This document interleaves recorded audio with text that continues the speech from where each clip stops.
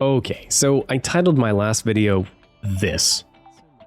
And I stand by my talking points in that video. We'll get back to that in a minute. In the comment section though, I asked everyone to post up the ship that they thought was the worst in the game. No one correctly guessed the actual worst ship in the game. We got lots of votes for Tiger 5-9, and don't get me wrong, that is an easy ship to pick on. I hate it myself, but apparently with its 25mm of armor, radar sonar, and all of its gadgets, it's a pretty decent ship with a good battle impact. But no, my friends, the worst performing ship in the game is called the Northern Dragon. Now, why is this ship so bad? Let me show you. In case you were wondering though, I'll flash the build on the screen briefly as we take this thing out into the wild. This is an Akazuki hull, and the Akazuki is a really phenomenal Tier 7 destroyer. So what makes this ship so bad? Well, for starters, it's Pan-Asian, so you're going to lose your normal torpedoes for deep water torpedoes. And say what you will, this is a nerf. Yes, they are more stealthy, and that's going to help you hit larger capital ships, but you lose a lot of versatility when you can't launch them at enemy destroyers. And I'll show you exactly what I mean, because we're going to run right into an enemy DD and be in a heads-up gunfight against the best gunboat at Tier 7 at the beginning of this match. Having torpedoes that you can launch at destroyers is really helpful if they're sitting in a smokescreen, or if there's a cap that you're contesting and you want to send torpedoes that way. Destroyers shouldn't get hit by torpedoes, but it happens all the time, and it can change the balance of a battle dramatically. I would say a good percentage of games are won or lost by which destroyer wins on one side of the battle. Like, that could be the turning point for the entire thing. The DD left standing is going to give you better map control and spotting. In a lot of cases, that's all it takes to decide a game. So yes, being able to torp enemy DDs is huge, and of course these deep water torpedoes are going to sail harmlessly underneath enemy destroyers. So that's the first big thing that the Northern Dragon has going against it. The AA is pretty good, but we're running right into the Friesland you can see here, and we're going to drop smoke so that we don't get pummeled. Friesland has sonar that we're just outside of his range, so hopefully we'll be okay there. But this would be a perfect opportunity to go ahead and dump torpedoes at the Friesland. He has sonar, of course, so maybe he wouldn't actually eat the torpedoes, but if anything, it's a deterrent. So he knows he's up against a Northern Dragon or a Pan-Asian DD, so I can't torp him. But if it were a normal destroyer, he would have to be very careful about how he positioned in that smokescreen. So anyways, that's definitely a nerf in my eyes, but things get way worse for the Northern Dragon. Oh boy. Akazuki has devastating guns. They're super, super good. Yeah, they're small. They're only 100mm, but with 1/5 pin, you can damage 20mm of armor, so it's fine. They're fine. The Dragon gets that cut to 1/6, meaning you're going to shatter on anything more than 17mm, and fun fact, all of the destroyers at Tier 7 have more armor than that. So your HE shells will shatter on every DD at the tier.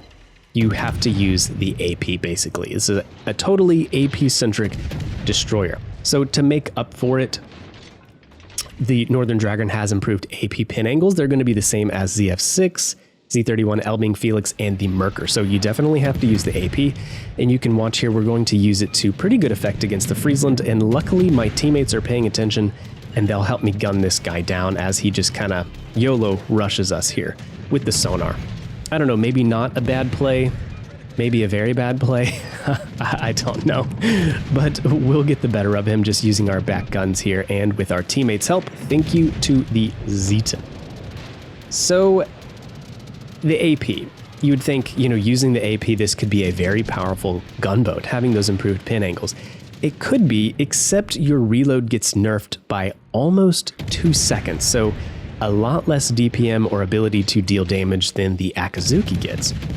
How about some good news? Well, it's an Akazuki hull, and that's not really that great of news. The good part is it's tanky, you have a big HP pool, although it is nerfed, again, from the Akazuki. I think it's, 700 health less? So, yes, it's still pretty tanky. That's a pretty decent HP pool, 19,700, not bad. But it also inherits the terrible speed. We have a speed boost consumable going right now, and in turns, we're dipping below 30 knots. This thing is a boat. Pardon the pun there, but it is super unmaneuverable, and that was always one of my complaints with the Akazuki. It's big, it's slow, it has a large turning circle, and a not very good rudder shift. It gets worse for Northern Dragon because her rudder shift is, you guessed it, nerfed. It's even slower than Akazuki's. So the maneuverability of the ship isn't good, and it kind of makes it dangerous when you're wanting to cap contest DDs or play in close because it's clunky. And the other part is getting across the map. I mean, look at this. Is this video in slow motion right now? We are sailing a destroyer, right? Yes. It's just very, very, very clunky. It's why I liked Fletcher more. Back when we only had a few gunboats at tier 7 on the tech tree, Fletcher was always my go-to just because it's such a light, maneuverable destroyer, and the Akazuki just isn't.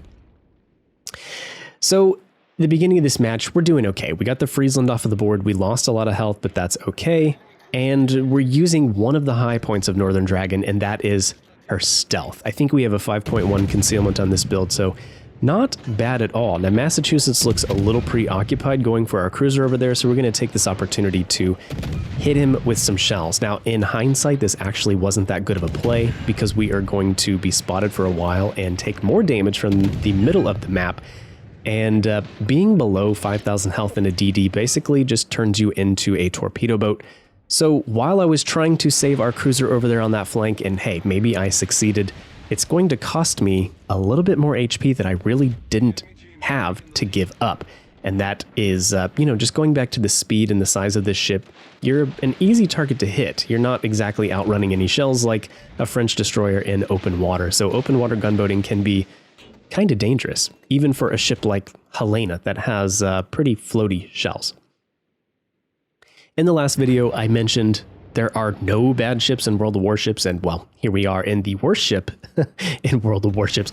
I was trying to make some points in that video, and there were 3 of them that I really wanted to get across. The first one was that ships get buffed in this game, and one buff could change a stinker into a ringer, just like that. All it takes is one buff, and a lot of times our conceptions about ships stay. You know, I played the Champagne when it first came out in 2021, I think it was, and the ship wasn't that good. There's a reason it got buffed as many times as it did. It was not very good, but it just took me a long time to figure out that, hey, the ship is worth playing now, and it's actually pretty decent after all of the buffs.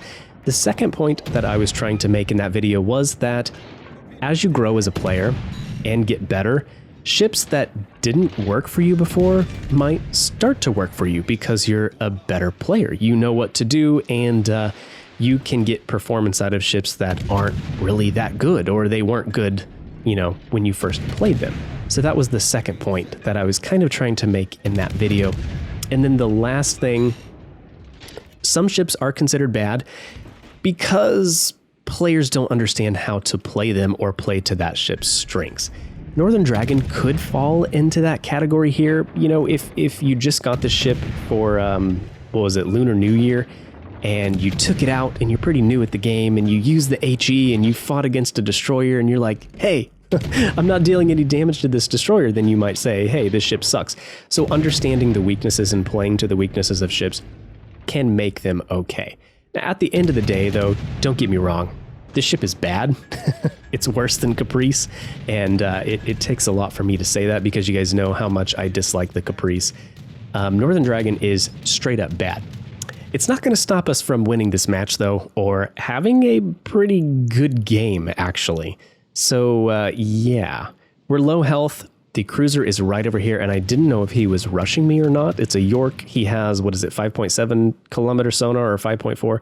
I can't remember. 5 point something. So we're going to try to get some distance between us and this smokescreen, just in case this guy is rushing us. Our team is kind of balled up here in the middle, and that had me a little bit worried. But what I really want to do is catch up to that aircraft carrier. There are a lot of Enterprises and CVs and matches right now. And like I mentioned at the beginning, Northern Dragon is okay AA-wise, but good AADDs are worth their weight in gold right now. Friesland is so much fun at tier 7, still probably my favorite gunboat DD. Northern Dragon's stats in the hands of a new player have to be absolutely terrible. I'm only sure just because not knowing what shell pins what and not knowing that this ship only has 17 millimeters of HE pin is huge, and knowledge is power. Spamming HE just isn't going to work great in this ship. Yes, she does have an 8% fire chance, and that is 3% more than Akazuki, but with the reload nerf, it still brings your fire per minute lower. There's some various other stat changes for this ship that I can post at the end of this video for those interested, but suffice to say, Northern Dragon is the worst parts of Akazuki, nerfed, and then nerfed guns and torpedoes. Even in the hands of good players, though, the stats are still likely subpar in the ship just because you have such nerfed tools at your disposal. York is pretty low here, so we're going to go ahead and try to gun him down with 3,600 health, and then you can guess what I'm going to do next. The carrier, you can see him on the map down there in the bottom corner. He was last spotted headed this direction. So we're going to hopefully catch up with him if he kept coming around this side of the map. Now let's see the AP here on the York. Now granted, that guy had basically no health. 2 pins, overpin, a shatter, 3 bounces. Yeah, it was enough. We got him. Now the question of will this ship get love in the future with a buff? I hope not. Just leave it alone. I think there needs to be a ship in the game that has the title of "This is the worst ship in the game." That's just my opinion. And I'm all for balancing factors, you know, that have to take place in this game. Buffing this ship, nerfing that ship, it's totally necessary, but you just can't buff every ship in the game. You buff this one and well, now this one sucks, so you buff that one and you can see how that can spiral out of control. I think the Northern Dragon it's just fine. It's not a great ship, but not every ship in the game has to be great. Give him a fighting chance, I guess, yeah, but the variety is kind of nice. Some players like to have a challenge, and some players are casual and don't really care to spam the Summer CE or the Azerlane Shapaya. I would say if you want a challenging DD to play, absolutely keep Northern Dragon in mind. Now, if you're into AP-centric DDs and you like the idea of this, but you want a ship that isn't garbage, well, check out the GJ Merker or the ZF6. Both of them are great. The Merker IMO, it power crept this already terrible Northern Dragon by a lot. It does everything ND does here, but 1,000 times better. It has a massive HP pool, the most accurate guns in the game. I believe it's basically Elbing accuracy. High velocity AP, the 60 to 67.5 degree pin angles, and a 25mm armor belt to boot, I want to say. Yeah, it's seriously power crept this AP-centric ND. So yeah, if you're looking for an APDD, that's the one. We caught up with the Enterprise and we got him, and that is going to pad our stats on this ship. But now you know, this is the worst ship in the game, and if you're looking for a challenge, go check her out. This is Derka signing off. I'll catch you in the next one. See ya.